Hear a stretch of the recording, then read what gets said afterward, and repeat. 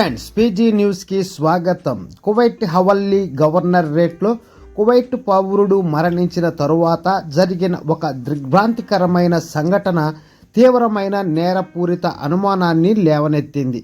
స్థానిక వర్గాల సమాచారం ప్రకారం బాధితుడు తన గది పైకప్పుకు మెడకు వేలాడుతూ ఉన్నట్లు అతని కుటుంబ సభ్యులు కనుగొన్నారు. దీనితో వెంటనే అప్రమత్తమయ్యారు. నివేదిక తరువాత భద్రతా సిబ్బంది మరియు ఫోరెన్సిక్స్ నిపుణులు సంఘటన స్థలానికి పంపబడ్డారు మరియు మరణం చుట్టూ ఉన్న అనుమానాస్పద పరిస్థితుల కారణంగా నేరపూరిత కేసు నమోదు చేయబడింది. ప్రాథమిక దర్యాప్తును పర్యవేక్షించడానికి పబ్లిక్ ప్రాసిక్యూటర్ స్వయంగా ఘటనా స్థలానికి హాజరైనట్లు అధికారులు నిర్ధారించారు.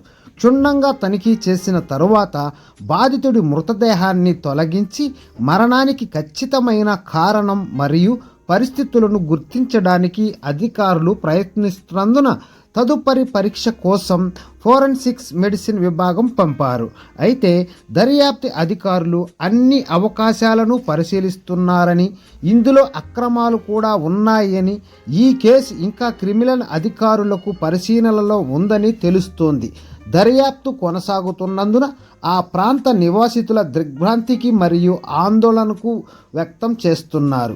ఈ సంఘటనపై కువైట్ అధికారులు ఎంత తీవ్రంగా వ్యవహరిస్తున్నారో తెలియజేస్తూ కేసుకు సంబంధించిన సమాచారం ఉన్న ఎవరైనా ముందుకు రావాలని పబ్లిక్ ప్రాసిక్యూటర్ కార్యాలయం కోరింది.